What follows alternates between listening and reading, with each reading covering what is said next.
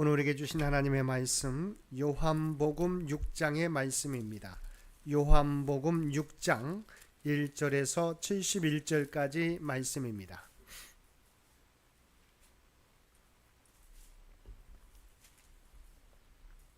요한복음 6장 1절에서 71절까지 우리 한 절씩 교독합니다. 그 후에 예수께서 디비라의 갈릴리 바다 건너편으로 가시매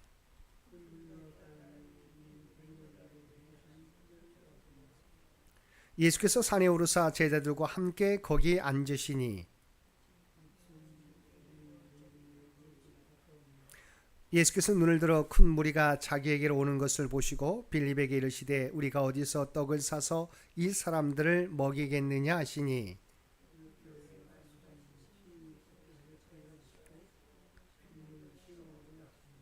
빌립이 대답하되 각 사람으로 조금씩 받게 할지라도 200데나리온의 떡이 부족하리이다.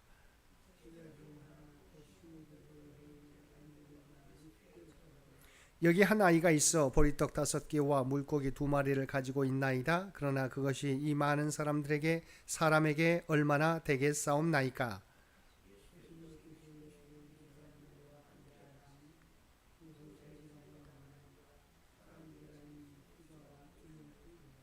예수께서 떡을 가져 축사하신 후에 앉아있는 자들에게 나누어 주시고 물고기도 그렇게 그들의 원대로 주시니라.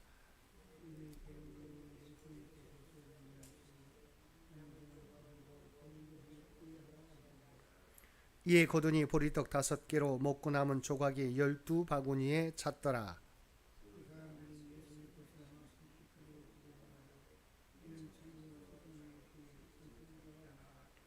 그러므로 예수께서 그들이 와서 자기를 억지로 붙들어 임금으로 삼으려는 줄 아시고 다시 혼자 산으로 떠나가시니라. 배를 타고 바다를 건너 가버나움으로 가는데 이미 어두웠고 예수는 아직 그들에게 오시지 아니하셨더니 제자들이 노를 저어 10여리쯤 가다가 예수께서 바다 위로 걸어 배에 가까이 오심을 보고 두려워하거늘 이에 기뻐서 배로 영접하니 배는 곧 그들이 가려던 땅에 이르렀더라.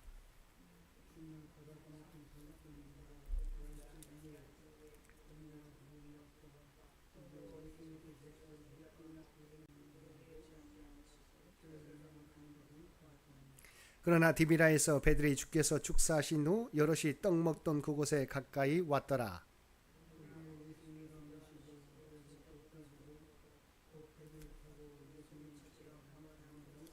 바다 건너편에서 만나 라비여 언제 여기 오셨나이까 하니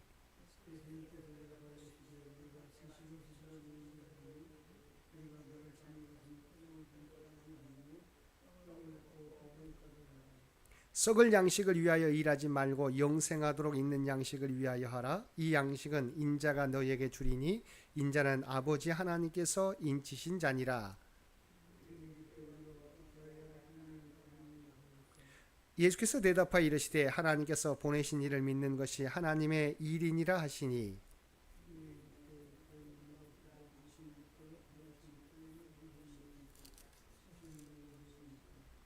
기록된 바 하늘에서 그들에게 떡을 주어 먹게 하였다 함과 같이 우리 조상들은 광야에서 만나를 먹었나이다.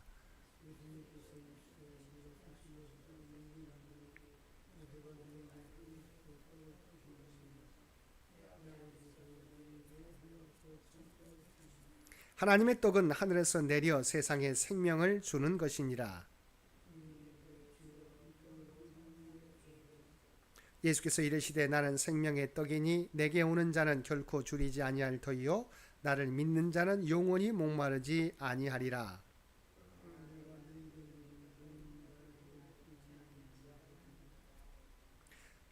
아버지께서 내게 주시는 자는 다 내게로 올 것이요 내게 오는 자는 내가 결코 내쫓지 아니하리라.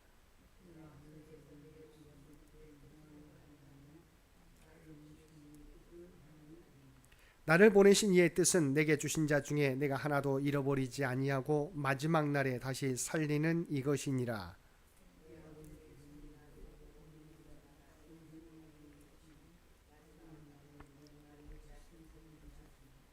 자기가 하늘에서 내려온 떡이라 하심으로 유대인들이 예수에 대하여 수군거려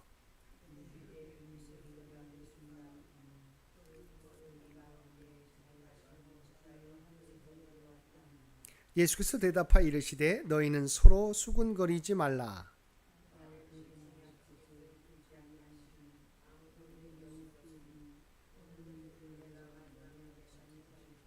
선자의 글에 그들이 다 하나님의 가르치심을 받으리라 기록되었은즉 아버지께 듣고 배운 사람마다 내게로 오느니라.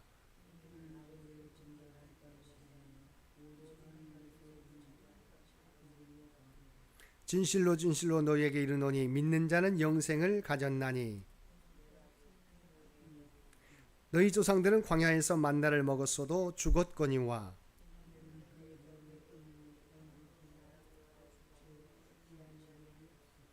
나는 하늘에서 내려온 살아있는 떡이니 사람이 이 떡을 먹으면 영생하리라. 내가 줄 떡은 곧 세상의 생명을 위한 내 살이니라 하시니라.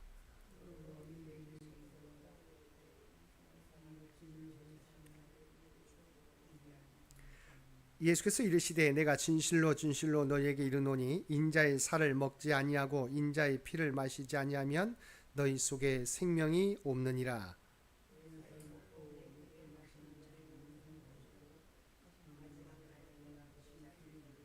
내 살은 참된 양식이요 내 피는 참된 음료로라.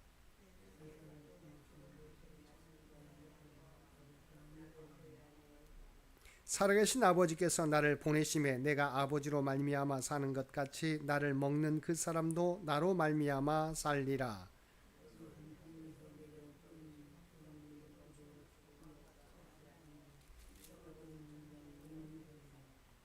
이 말씀은 예수께서 가버나움 회당에서 가르치실 때 하셨느니라.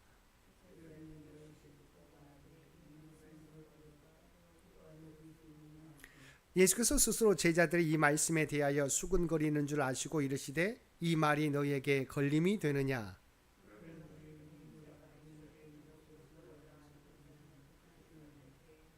살리는 것은 영이니 육은 무익하니라. 내가 너희에게 이른 말은 영이요 생명이라.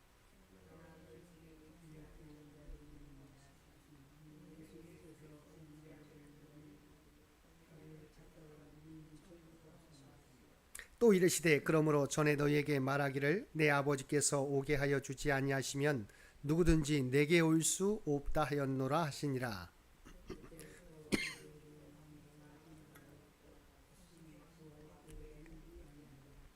예수께서 12 제자에게 이르시되 너희도 가려느냐.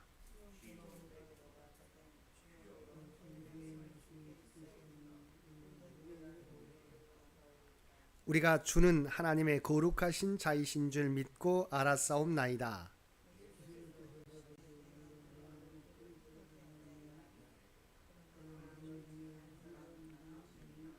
함께 읽겠습니다. 이 말씀은 가룟 시몬의 아들 유다를 가리키심이라. 그는 12 중에 하나로 예수를 팔자러라. 아멘. 오늘도 말씀과 기도로 수요일 하루를 시작하는 모든 성도들 가운데 하나님의 놀라운 은혜가 언제나 함께하여 주시기를 주님의 이름으로 간절히 축원드립니다. 오늘 살펴볼 말씀은 요한복음 6장의 말씀입니다. 6장은 예수님의 신성을 입증한 네 번째 표적인 오병이어의 이적과 다섯 번째 표적인 물 위를 걸은 이적, 그리고 오병이어의 이적과 관련하여 떡을 구하며 추종하는 자들을 향하여 주신 예수님의 생명의 떡과 관련된 연속된 교훈을 보도하고 있습니다. 먼저 1절에서 15절까지 말씀은 네 번째 표적인 오병이어의 이적 사건을 보도하고 있습니다. 본문의 오병이어 이적 사건은 복음서에 나오는 이적 사건 가운데 사복음서가 유일하게 모두 기록하고 있는 이적입니다. 이는 그만큼 이 사건이 중요함을 시사해 주는데 이 이적 사건은 예수님의 신적 권능을 잘 드러내 줄 뿐 아니라 이후 22절 이하의 교훈이 보여주듯이 예수님께서 인류에게 영생을 주기 위해 이 땅에 오신 하나님이심을 암시하고 나아가 장차 예수 그리스도로 말미암아 베풀어질 천국잔치의 풍성함을 예시해 줍니다. 16절에서 21절까지 말씀은 다섯 번째 표적인 물 위를 걸은 이적 사건을 보도하고 있습니다. 이 사건은 마태복음 14장과 마가복음 6장에도 소개되어 있는데 저자가 이 사건을 기록한 것은 예수님의 신성을 입증하기 위한 목적도 있지만 한편으로 22절 이하에 나오는 가버나움에 있었던 예수님의 생명의 떡 설교에 대한 도입부로 예수님의 가버나움에서의 생명의 떡 설교가 어떻게 시작되었는지를 알려주기 위한 목적도 있습니다. 예수님께서 오병이어의 이적으로 인해서 예수님을 왕으로 삼으려는 무리들을 피하여 산으로 떠나간 사이에 제자들은 예수님의 지시에 따라 배를 타고 가버나움으로 가게 되었습니다. 근데 제자들이 가버나움으로 가는 도중에 큰 바람이 불고 파도가 심하게 일어나서 제자들의 배는 거의 파선 위기에 직면하였습니다. 이처럼 제자들의 목숨이 절대절명의 위기에 처한 순간에 예수님께서는 호련히 바다 위를 걸어오셔서 바다를 잔잔케 하사 제자들을 위기에서 구원하심으로 예수님이 모든 만물의 주권자로서의 신적 권세와 능력이 있음을 보여주신 것입니다. 22절에서 34절까지 말씀은 오병이어의 이적과 관련하여 떡을 구하며 추종하는 자들을 향하여 주신 주님의 영생의 양식과 참된 만나에 대한 교훈을 보도하고 있습니다. 이러한 본문을 보면 전날 오병이어의 이적을 체험하고 주님을 붙잡아 억지로 왕으로 삼고자 했다가 주께서 피하심으로 실패한 무리들이 벳세다에서 다시금 주님을 찾았으나 찾지 못하자 가버나움으로 가서 결국 그곳에서 주님을 만나게 됩니다. 그리고 주님께서 언제 가버나움으로 오셨는지 의아해하며 물었습니다. 이에 주님은 무리들이 예수님을 찾는 것은 표적의 본질을 믿고 깨달아서가 아니라 단지 당장의 육신적 욕구를 채우기 위함이라고 지적하시고 이제는 썩는 양식이 아니라 영생하도록 있는 양식을 위해 일할 것을 촉구하셨습니다. 그리고 그러한 영생하는 양식을 위한 일은 하나님이 보내신 인자 곧 예수님을 믿는 것이라고 말씀해 주셨습니다. 또 예수님께서는 예수님을 믿을 수 있도록 모세가 보여준 만나와 같은 표적을 구하는 무리들을 향하여 구약의 만나는 사실은 모세가 내린 것이 아니며 오직 하늘에서 내린 하나님의 떡이신 예수님만이 세상에 생명을 줄 수 있다고 말씀하셨습니다. 35절에서 51절까지 말씀은 생명의 떡으로서의 예수님의 자기 선언과 초대에 대해 말씀하고 있습니다. 주님 앞에서 육신의 떡을 구하며 추종하는 자들에게 영생하도록 하는 생명의 양식을 위하여 일하라고 하셨으며 하늘에서 내린 떡만이 영원한 생명을 줄 수 있다고 말씀하셨습니다. 그래서 이러한 말씀에 대하여 무리들은 그 의미도 모른 채 그 생명의 떡을 주어 먹게 하라고 하였습니다. 이에 예수님께서는 그들이 요구하는 생명의 떡이 바로 자신이심을 선언하시고 예수님을 믿을 것을 촉구하셨습니다. 그리고 무리들이 예수님의 초대에 거부하는 반응을 보이자 거듭해서 예수님께 나오도록 촉구하시고 다시 한번 세상의 생명을 위한 떡은 예수님 자신의 살이라고 선언하셨습니다. 또한 47절과 48절을 보면 예수님께서는 주님을 믿는 사람에게는 영생이 있다고 말씀하신 반면에 49절에서는 광야에서 만나를 먹은 이스라엘 백성들은 결국 모두 죽었음을 상기시키고 있습니다. 이스라엘 백성들은 자기 조상들이 만나를 먹은 사실만을 위대하게 부풀려 찬양했습니다. 그런데 현실은 그 신비한 하늘 양식을 먹고도 조상들은 채 40년을 넘기지 못하고 죽었다는 것입니다. 문제는 무엇입니까? 그들이 먹은 만나가 문제가 아니라고 하는 것이죠. 그들이 하나님을 온전히 믿지 않았다는 데 있습니다. 그들은 그렇게 놀라운 하나님의 은혜를 입고서도 하나님의 말씀을 듣지 않고 모세의 말을 믿지 않았습니다. 이에 대하여 시편 82편 10절과 11절은 이렇게 말씀합니다. 나는 너를 애굽 땅에서 인도하여 낸 여호와 내 하나님이니 내 입을 크게 열라 내가 채우리라 하였으나 내 백성이 내 소리를 듣지 아니하며 이스라엘이 나를 원하지 아니하였도다. 하나님께서 아무리 좋은 계획을 가지고 이스라엘 백성들을 이끄셔도 그들이 듣지 않고 믿지 않으면 무슨 소용이 있겠느냐는 것입니다.